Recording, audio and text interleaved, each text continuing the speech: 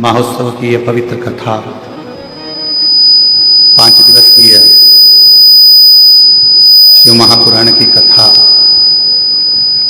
कंकर शंकर की पवित्र भूमि कुबेरेश्वर बाबा की धरा पर श्रवण करने का सौभाग्य मिला। यजमान परिवार तो किस्मत वाले हैं ही, पर साथ में आप सब भी बड़े भाग्यशाली हो जो इस पवित्र कथा का लाभ ले रहे हैं। शिव जी की कृपा से, करुणा से कथा चालू नहीं हुई जब तक जलवृष्टि भी नहीं हुई, रुकी हुई थी। और कथा चालू होते से ही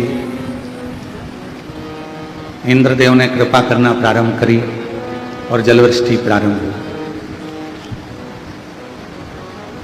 बहुत सारे पंडाल आप लोगों के बैठने के लिए लगाए गए, पर भीड़ अधिक है। इसलिए निवेदन है कि जो धर्मशाला में जगह है, जो धर्मशाला बन रही है, अन्य धर्मशालाएं जो बन रही हैं उसमें जो जगह है, उन सभी जगह में आप आराम से बैठकर कथा का लाभ ले सकते हैं। ये पर्व शिव की कृपा से ही प्राप्त हुआ और शिव जी की करुणा से ही मिला। पूर्व में जो कथाओं के यजमान पद ग्रहण कर चुके हैं, जैसे सूरत वाले सोमानी जी हैं और चतुर्वेदी परिवार है, सोनी जी हैं, चंदन जी, और ऐसे बहुत सारे यजमान परिवार इस पवित्र कथा को श्रवण करने के लिए आए हैं, जो पूर्व में कथा के यजमान पद ग्रहण कर रहे हैं।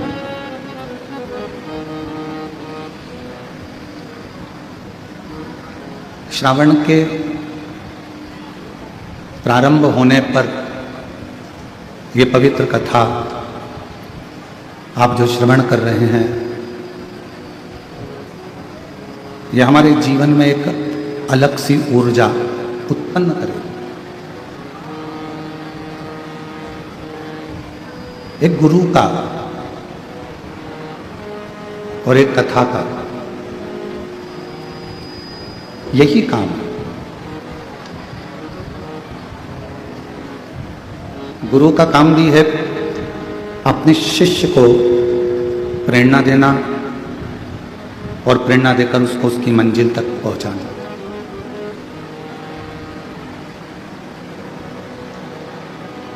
शिव महापुराण का भी यही कार्य है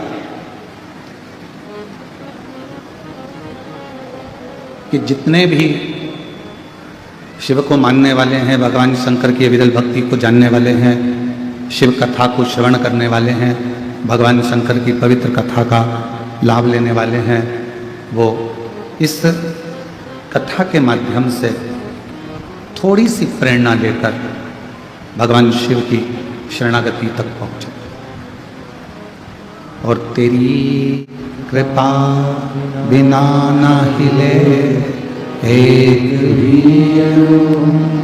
लेते हैं सांस, तेरी कृपा से करूं बखान क्या करूं मैं लाखों के देव का, झपटी भगोत में खजाना कुबेर का, हे गंगहार मुक्ति द्वार ओमकार तू, भोले ओमकार तू, आयो शरण दिया शंभु तार तार तू। गुरु का भी यही काम है और शिव का भी यही काम है। गुरु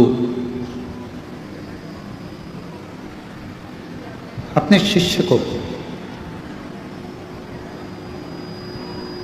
उसकी मंजिल तक पहुंचाने का कार्य करता है। शिव महापुराण की कथा अपने श्रोता को शिव जी के चरणों तक पहुंचाने का काम करती है। अब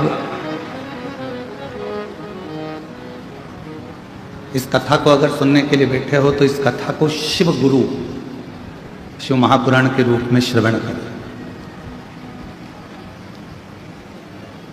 और आज कथा के पंडाल में बैठे हो, कंकर शंकर बाबा की धरा पर बैठे हो, तो ये मानकर बैठना कि अपने पिता के घर में भी बैठे हो और अपने गुरु के घर में भी बैठकर इस कथा का लाभ।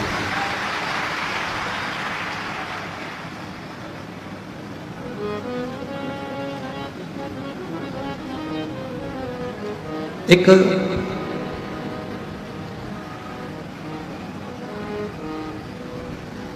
बार नंदी के मन में एक प्रश्न जागृत हो गया। जैसे देवराज नाम के ब्राह्मण के मन में प्रश्न आ गया था और नंदी पर बैठकर देवराज नाम का ब्राह्मण, उसके प्राण छूट चुके थे और वह नंदी पर बैठकर जा रहा था। नंदी पर बैठकर जाते जाते उसके मन में, देवराज के मन में एक प्रश्न जागृत हो गया था।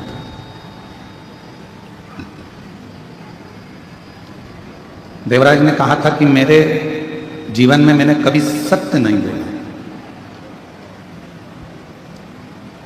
मेरे जीवन में मैंने कोई पुण्य का कार्य नहीं करा। देवराज ब्राह्मण कहता है, ना मैंने सत्य बोला, ना मैंने कोई पुण्य का कार्य किया, और ना मैंने कोई वेद पढ़ा, ना कोई पुराण पढ़ी, ना कोई शास्त्र पढ़ा, और ना ही मैंने अपनी पूरी जिंदगी में कोई तीर्थ करा। मैंने कोई तीर्थ भी नहीं करा।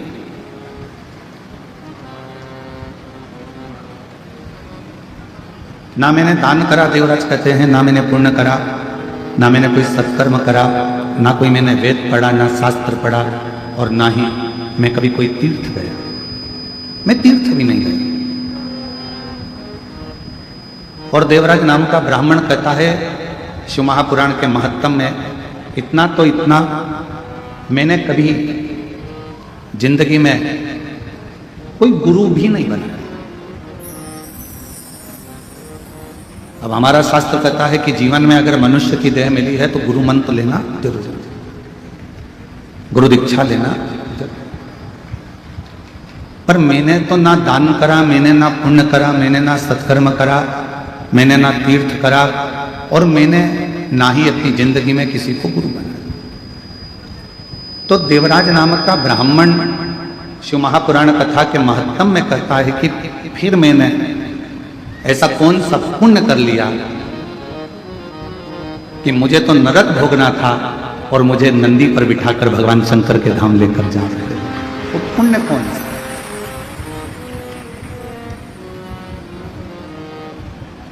अब दुनिया के लोगों को लगता है कि ये शिव महापुराण के 24,000 श्लोक हैं, शिव महापुराण की 12 संहिता हैं, शिव महापुराण के करोड़ों करोड़ों शब्द हैं।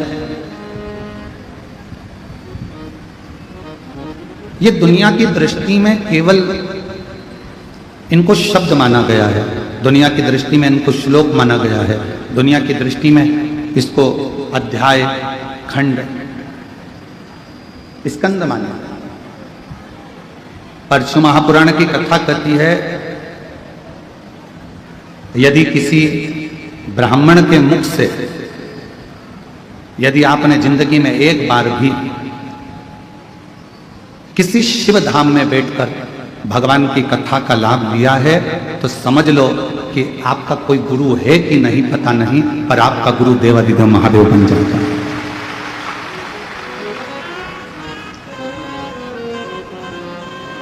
आपका गुरु शिव है। और मैंने तेरे ही भरोसे बाबा, तेरे ही भरोसे हवा विच उड़ती जावांगी बाबा, डोल हटो छठी नाम कटी जावांगी। भोले में तेरी बदन शंभु में तेरी बदन हवा विच उड़ती जावांगी बाबा, डोल हटो छठी नाम कटी जावागी भोले मैं तेरी पतंग। शिव को गुरु माना। आपने भी अपनी जिंदगी में कभी शिव महापुराण की कथा को जब से आप सुन रहे हैं, धारण कर रहे हैं, शिव नाम, पंचाक्षर मंत्र नमः शिवाय, षडाक्षर मंत्र ओम नमः शिवाय या श्री शिवाय नमस्तुभ्यम का जाप कर रहे हैं, शिव महापुराण की कथा को यदि आप श्रवण कर रहे हैं तो ये मानकर रखना आपका कोई गुरु है नहीं है, पर आपने अपनी जिंदगी में एक गुरु बना लिया, वो शिव है, शंकर है, और वो निभाता है। जैसे शिव महापुराण की कथा सुनने के बाद, जल चढ़ाने के बाद, बेलपत्र चढ़ाने के बाद, भगवान की अविरल भक्ति धारण करने के बाद, भगवान शंकर के मंदिर जाने के बाद आप अगर भूल भी जाएं कि मैंने जल चढ़ा, तुमने बचपन में जल चढ़ाया, जवानी में भूल गए, जवानी में जल चढ़ाया, अधेड़ी में भूल गए, अधेड़ी में जल चढ़ाया, बुढ़ापे में भूल गए, मान लो आप अगर भगवान शंकर को जल चढ़ाने के बाद में भूल भी गए, पर देव अधिदेव महादेव आपके जल को नहीं भूलते।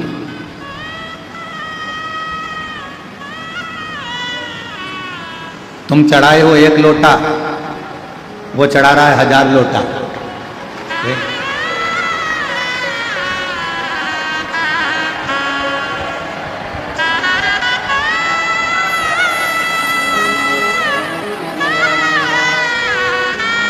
अब तुम खुद विचार करो, कथा चालू होने से पहले पानी था? कथा चालू होना है 1 बजे और 1 बजे से ही ऐसा कैसे ही बाबा की कृपा। तुम लोगों ने जो कुबेरेश्वर बाबा को अंदर जाके 1 लोटा चढ़ाया है, तो वो भी तो कृपा कर कर 2 लोटा चढ़ा ही रहा है।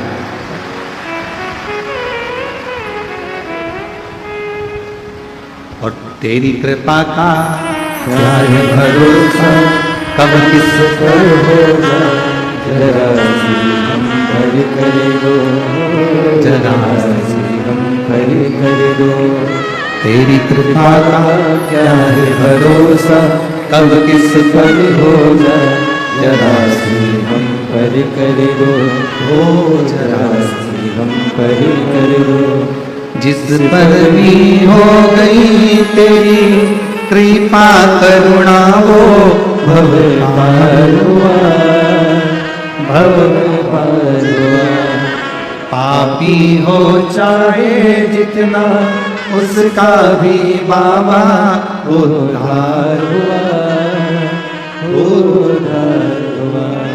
गिद्ध का जामिल गणिका जैसे तेरे मन को भार, जरा सी हम पर कर दो, ओ जरा सी हम पर कर दो।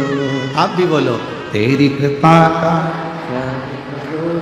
कब किस पर हो जाए, जरा सी हम पर कर दो, ओ जरा सी हम पर कर दो। कोई भरोसा नहीं। शिव गुरु कब, कैसे, कहाँ कृपा करता है, वो वही जान सकता। शिव गुरु कब करुणा करेगा, कैसे कृपा करेगा, कहाँ कृपा करेगा, ये वही जान सकता। और फिर निवेदन करें,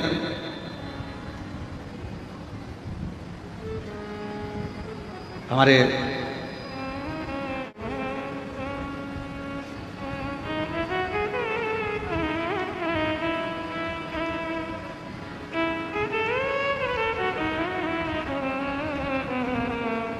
बीटा अंबाला वाले मुदगल जी अभी बीच में जब आए थे तो उन्होंने एक प्रश्न किया। मुदगल जी, आपका वो प्रश्न हमको स्मरण में है कि शिव जी स्वप्न में हर कभी आ जाते हैं। बैठे, शिव जी स्वप्न में हर कभी आ जाते हैं, तो भगवान शंकर का स्वप्न आना अच्छा होता है कि बुरा होता है? पहले तो स्मरण करें, शिव जी का पूरा स्वरूप जटाधारी, त्रिपुंडधारी, त्रिशूलधारी, त्रिनेत्रधारी, भस्मधारी, नग्नवेशधारी, नंदी, वृषभ, पार्वती, गणेश, कार्तिकेय, अशोक सुंदरी, पूरे परिवार के साथ अगर शंकर जी का पूरा परिवार आपको स्वप्न में दिख रहा है तो ये मानकर चलना कि तुम्हारे यहाँ कोई शुभ कार्य होने वाला है।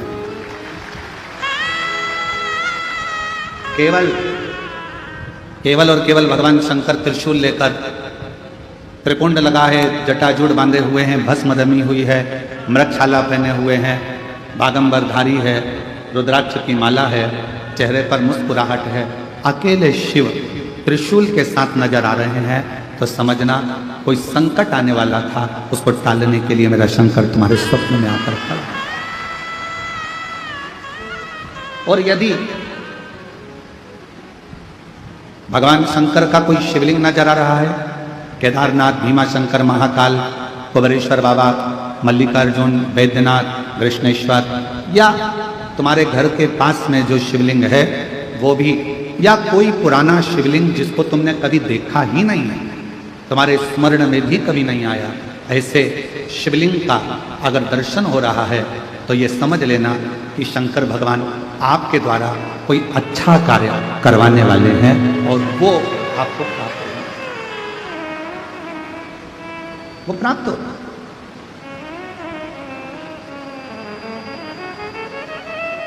शिव जी कोई श्रेष्ठ कार्य, जितने लोग गीले हो रहे हैं छाते में, मेरा निवेदन, फिर निवेदन करूं आपको, आप लोगों की अविरल भक्ति को मैं नमन करता हूं कि इतना पानी में भी आप लोग खड़े हुए हैं। आपसे निवेदन है, अगर कहीं धर्मशाला साइड में बन रही है धर्मशाला, वहाँ जगह हो तो वहाँ, और अगर चाहते हैं तो हम मना नहीं करेंगे, आप लगाओ, आराम से सुनो, ये आप लोगों की अविरल भक्ति है। पर जहाँ जगह मिले वैसा वैसा आप बैठ कर कथा का लाभ करें। पंडाल बहुत लगे हैं, 1 2 3 4 5 6 7, ऐसे 7-8 पंडाल हैं। जहाँ जहाँ आप लोगों को जगह मिलती जाए वहाँ बैठकर आप लोग लाभ ले सकते हैं। शिव कथा कर रहे हैं।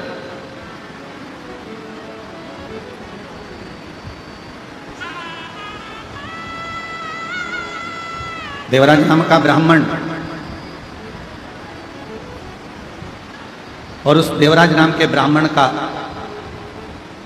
सबसे बड़ा क्रम कि ना मैंने कोई पुण्य करा, ना मैंने कोई दान करा, ना मैंने कोई सत्कर्म करा, ना मैंने कोई गुरु बनाया, ना कोई मैं तीर्थ गया, ना मैं कोई अच्छे कार्य के लिए गया। फिर आखिर एक बात समझ में नहीं आती कि मैंने कोई ऐसा बड़ा काम नहीं करा, मैंने कोई सत्कर्म नहीं करा, मैंने कोई पुण्य नहीं करा, मैंने कोई दान नहीं करा, मैंने कोई गुरु नहीं बनाया, फिर ऐसी कृपा,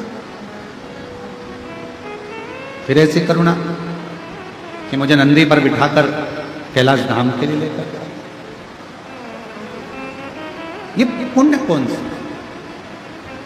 तो कहा एक पुण्य, देवराज तुम किसी तीर्थ में नहीं गए, तुमने कभी कोई दान नहीं करा, तुमने कोई वेद नहीं पढ़ा, तुमने कोई पुराण नहीं पढ़ी, तुमने कोई शास्त्र नहीं पढ़ा, और ना तुमने कोई गुरु मंत्र लिया, पर एक पुण्य तुमने करा।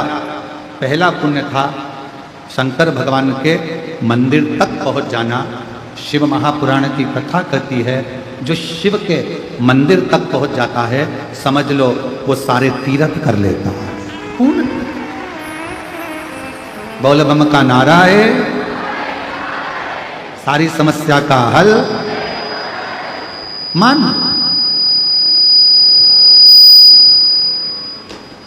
यदि कोई शिव मंदिर तक पहुंच गया तो समझ लो उसने सारे तीर्थ कर लिए। और मान लो देवराज नाम के ब्राह्मण से स्वयं नंदी कर,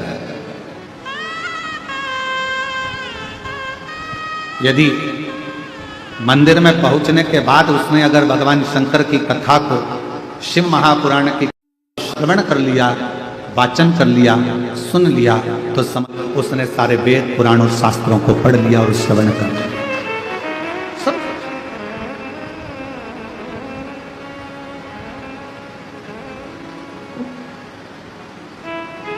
उसने श्रवण भी कर लिया, पढ़ भी लिया।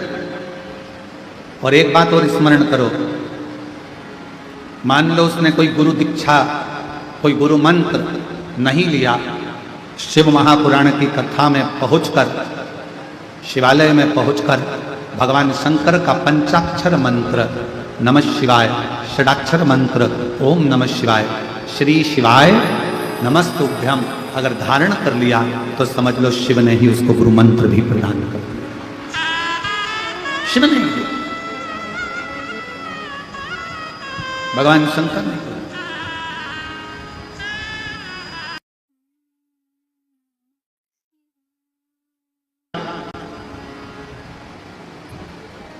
गुरु का काम भी मार्ग दिखाने का है और शिव महापुराण का काम भी मार्ग दिखाने का है।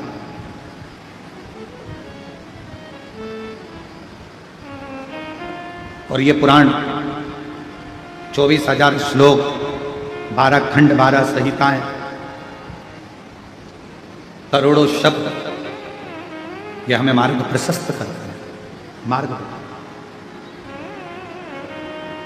हाँ, गुरु भी परीक्षा लेता है और शिव महापुराण की कथा भी परीक्षा लेता है, शंकर भी परीक्षा लेता है।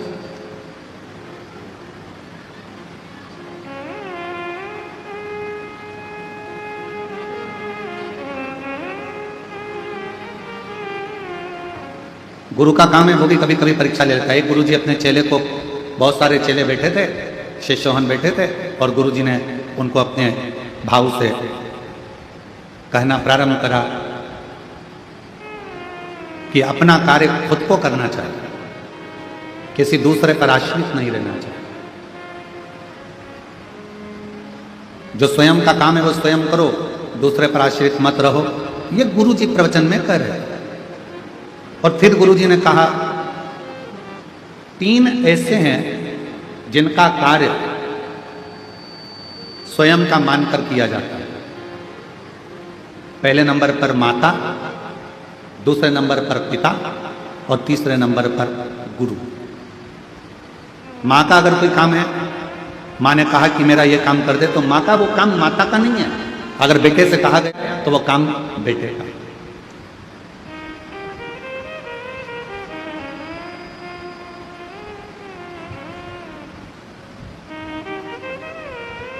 4 साल पहले सूरत वाले सोमानी जी कथा करवाए थे हॉल के अंदर।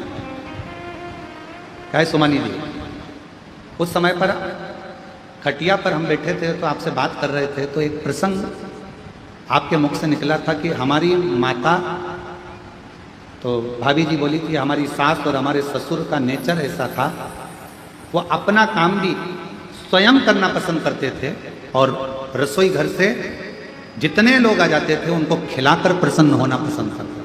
हमें वो संवाद भी याद है, आपका वो बोला हुआ। और वही शिव महापुराण की, गुरु शिव महापुराण की कथा कर रही है, व्यक्ति को अपना कार्य खुद करना चाहिए, पर 3 का काम उनका नहीं होता। 3 का काम, अगर माँ का कोई काम है, माँ ने कहा कि बेटा मेरा ये काम कर दो, तो माँ का वो काम केवल माँ का नहीं है, बेटे का फर्ज है माँ का कार्य करे, तो वो काम केवल माँ का नहीं होता, वो काम अपना खुद का होगा। पिता ने कहा बेटा मेरे लिए ये सामान ला दे या मेरा ये काम कर दे, वो काम पिता का नहीं होता, वो काम स्वयं बेटे का होता है। और गुरु ने अगर कोई काम कह दिया तो वो काम गुरु का नहीं होता, शिष्य का खुद का होता है, वो गुरु का नहीं, स्वयं शिष्य का। और कोई ये ना कहे कि ये गुरु जी का काम है। गुरु पूर्णिमा के अवसर पर अगर आप कथा में आए हो, खड़े होकर भोजन परोस रहे हो, रोटी बेल रहे हो, सब्जी बना रहे हो, आलू काट रहे हो, सब्जियां काट रहे हो, सेवा कर रहे हो, पानी पिला रहे हो, किसी को नाश्ता करा रहे हो, ये मत सोचना कि ये काम तो गुरु जी का है, गुरु जी का है, गुरु जी का है। सब श्री शिवाय नमस्तुभ्यम बोलने वाला एक एक बच्चा शंकर जी का चेला है, शिव जी का शिष्य है। और ये कुबरेश्वर धाम की गुरु पूर्णिमा की कथा गुरु जी की नहीं, एक एक बच्चे की और एक एक व्यक्ति की है जो शंकर को भजता है, शिव का तत्व। माँ का काम केवल माँ का नहीं है। माँ ने कह दिया बेटा मेरे कपड़ों को वहां डाल दे, माँ ने कह दिया मेरे कपड़े धो दे, माँ ने कह दिया मेरा ये काम कर दे, माँ मेरा काम ये कर दे, वो माँ का काम नहीं है। शिव महापुराण की कथा कहती है, गुरु अपने शिष्य से कह रहे थे, जितने शिष्य बैठे थे सबको कह रहे थे अपना काम स्वयं करना चाहिए, पर 3 का काम अपना खुद का होता है। पहला माँ का काम अपना खुद का है, पिता कोई काम बताए वो अपना खुद का है, और गुरु अगर कोई भूल से भी तुमको काम बताते तो अपना खुद का है, उसको करना चाहिए, उसको बोलना नहीं चाहिए, स्वयं करें। हमारे यहाँ अगर कोई कार्य होता है और कोई चीज का पता लगाना होता है कि भाई ऐसा ऐसा काम है, हम इंदौर में सूचना चंदन सोनी जी को कह देते हैं, चंदन भैया जरा पता करना है, जरा भाई चंदन सोनी जी, तो चंदन सोनी जी दुकान को छोड़ देते और पहले काम कर पहले फोन लगाएंगे, बात करेंगे, ये करेंगे वो करेंगे, और पहले मालूम करेंगे कि हाँ ये कार्य है, इसको सूचना मिल जाए कि बस धाम से कि ये काम है। और ऐसे कई शिव भक्त, बाबा के ऐसे कई भक्त हैं जो निरंतर सेवा में तल्लीन हैं। तो शिव पुराण कह रहे, माता का काम अपना है, पिता का काम अपना है, गुरु का काम अपना, स्वयं का काम स्वयं को करना चाहिए। ये गुरुजी प्रवचन में कह रहे थे। अब गुरुजी ने प्रवचन दिया, सारे शिष्यों ने श्रवण करा, बहुत सारे शिष्य बैठे थे, सबने उस बात को ग्रहण किया। अब ग्रहण करने के बाद गुरुजी ने मन में सोचा कि अब इन लोगों ने ग्रहण तो कर लिया, चलो आज अपने को एक यजमान के घर में भोजन प्रसाद ग्रहण कर लिया, भोजन ले, चलो सारे के सारे गुरुजी के साथ में चल।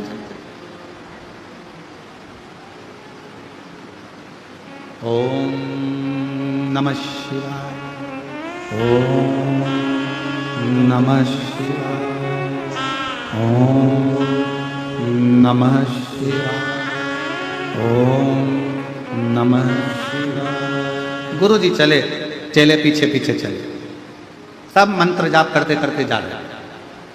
अब गुरु जी ने प्रवचन दिया था अपना कार्य अपने को करना चाहिए। चलते चलते एक बड़ा सा गटर आ गया, नाला, और बड़ा सा गटर आया, नाला आया, और गुरुजी उस सारे चेले नाले को, गटर को लांग गए। गुरुजी भी लांग रहे थे, लांगते से ही उनके पांव की जो चप्पल थी, खड़ाऊ थी, वो गटर में, नाले में गई। हर हर। अब वो चप्पल गिर गई, खड़ाऊ गिर गई गटर में, नाले में, और गुरुजी चिल्लाकर बोले, अरे मेरी खड़ाऊ, मेरी पादुका नाले में चली गई, गटर में चली गई। जितने चेले थे सब लोग तैयारी करने लगे। कोई कहने लगा एक काम करो, सफाई कर्मी को बुला के लाओ। गांव में गया, एक सफाई वाले को बुलाने गया, दूसरा डंडा लेने गया, तीसरा चिमटा लेने गया, चौथा कुछ लेने गया। सब यहां वहां भटक रहे। 15 मिनट हो गए, कोई खड़ाऊ न निकाला। एक शिष्य सबको देख रहा था, गुरुजी को प्रणाम करा, गटर में उसने सोया, गटर में हाथ डाला, खड़ाऊ को निकालने लगा, पर खड़ाऊ उसके हाथ में नहीं, खड़ाऊ उसके हाथ में नहीं, पादुका उसके हाथ में नहीं। अब जब खड़ाऊ उसके हाथ में नहीं आई, पादुका नहीं आई, उसने अपने तन का वस्त्र उतार कर गुरुजी को दिया और गटर में कूद गया, नाले में कूद गया। कोई सफाई कर्मी को लेने गया, कोई किसी को लेने गया, कोई किसी को लेने गया, और मालूम पड़े वो गटर में कूदा, खड़ाऊ निकाली, धोया, गुरुजी को लाकर दे दी। गुरुजी ने खड़ाऊ पहन ली और सारे के सारे शिष्य आ गए। और आते से शिष्यों ने कहा कि गुरुजी तो इतना बड़ा प्रवचन दे रहे थे कि खुद का काम खुद को करना चाहिए, तो गुरुजी इस गटर में, इस नल्ले में क्यों ना कूदे पादुका निकालने के लिए? गुरुजी ने तो प्रवचन दिया था कि खुद का काम खुद को करना चाहिए, तो फिर गुरुजी नाले में क्यों ना कूदे, गटर में क्यों ना गए? इतने में शिष्य ने उत्तर दिया, गुरुजी ने एक बात और कही थी कि माता पिता और गुरु का कोई भी काम होता है वो उसके पुत्र का होता है। माँ का काम बेटे का, पिता का काम बेटे का, और गुरु का काम उसके शिष्य का होता है। इसलिए शिष्य ने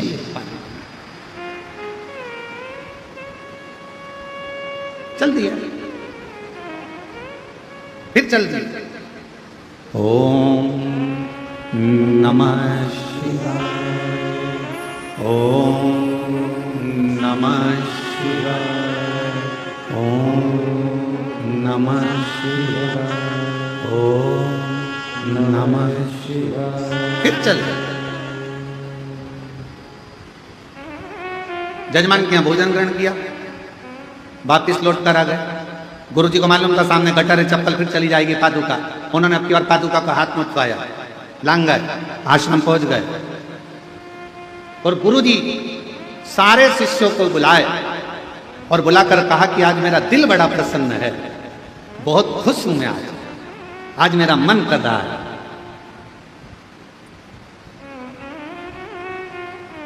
जिस शिष्य ने गटर में से मेरी पादुका निकाली है, मेरा मन करता है आज मैं उसे कुछ दूं।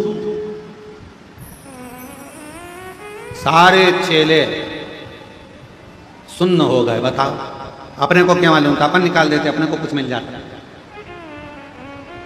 सारे चेले बड़े आज मेरा मन कर रहा है कि मैं गटर में से इसने मेरी पादुका निकाली है, मैं कुछ दूं।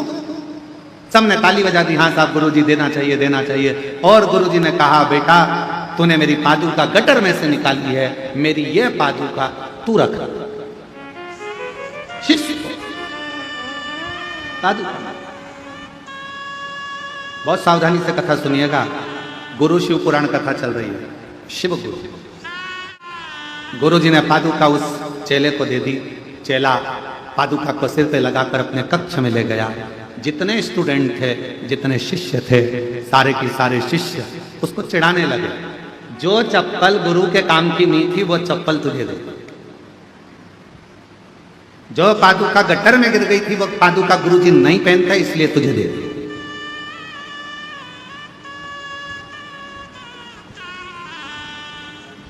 कई लोगों के मन में भ्रम चलता। हम अपने गुरुजी के पास गए, गुरुजी ने अपना एक शाल लिया, हमारे को उड़ा दिया। हमें ऐसा लगता है वो गुरुजी का शाल किसी काम का नहीं था ना, इसलिए फिर ही रखा था तो हमने उड़ा दिया।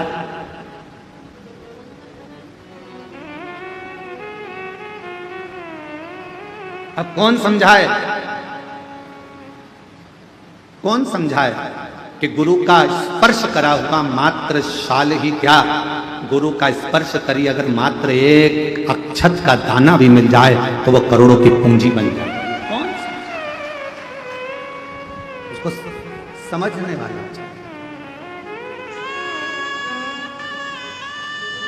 और मैंने तेरे ही भरोसे बाबा, तेरे ही भरोसे हवा विच उड़ती जवानी बाबा डोर छड़ी नाम कटी जवानी। कौन सा एक चावल का दाना भी अगर शिव गुरु का मिल जाए, शंकर का मिल जाए, कोई सतगुरु का मिल जाए तो वह हमारी जिंदगी को संवार दे। एक चावल।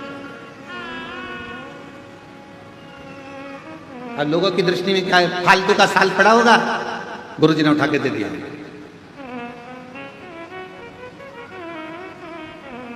अब जरा विचार करिएगा, फालतू के साल को भी अगर गुरु तुम्हारे गले में डालकर कीमत वाला बना सकता है तो तुम भी फालतू हो, तुमको भी उठाकर शंकर के चरणों में डालकर तुम्हें कीमत वाला बना सकता है।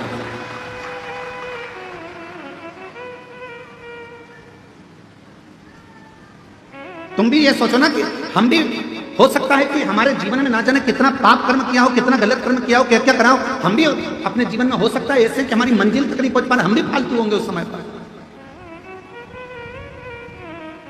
हमारे पास में भी कोई कार्य नहीं होगा तो हमारा गुरु, कोई शिव गुरु ऐसा मिलेगा कि हमको भी परमात्मा की शरणागति तक, शुभ कार्य तक पहुंचा सकता, अच्छी जगह तक पहुंचा सकता।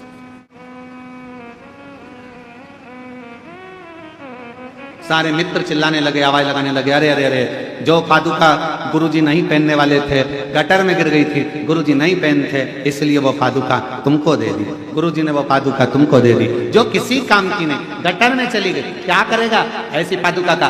गुरुजी से कह देता हमको तो नहीं चाहिए, रखो तुम्हारे पास में। क्यों लेकर आ गया?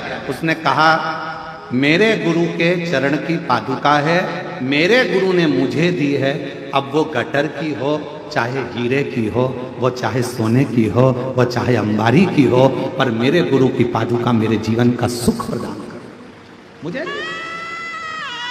हम तो बाबा के भरोसे चलते हैं, हम तो बाबा के भरोसे चलते हैं। ये दुनिया वाले चलते हैं, ये दुनिया वाले जलते हैं, डमरू वाले के भरोसे चलते हैं।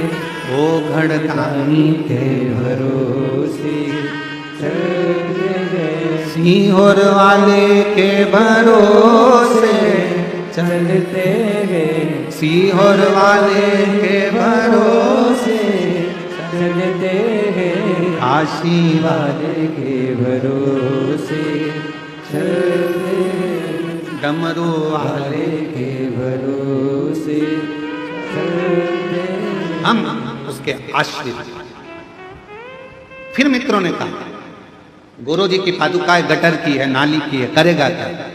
क्या इसको तिजोरी में सेट के रखे, अलमारी में सजा कर रखे, क्या करेगा?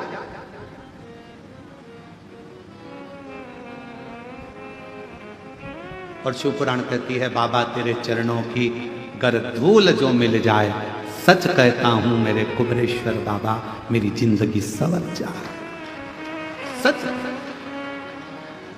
कहते हैं तेरी करुणा दिन रात बरसती है, कहते हैं तेरी करुणा दिन रात बरसती है। एक बूंद जो मिल जाए, एक बूंद जो मिल जाए, मन कलियां खिल जाए, भोले तेरे चरणों की कर धूल जो मिल जाए, बाबा तेरे चरणों की घर धूल जो मिल जाए, सच कहता हूँ बाबा, सच कहता हूँ गुरुदेव, किस्मत ही बदल जाए, बाबा तेरे चरणों कई किस्मत। यहां तो पादुका की बात करते हो। शिष्य ने कहा मेरे गुरु ने मुझे दी, भले गटर की है, नाली की है, कैसे कैसे?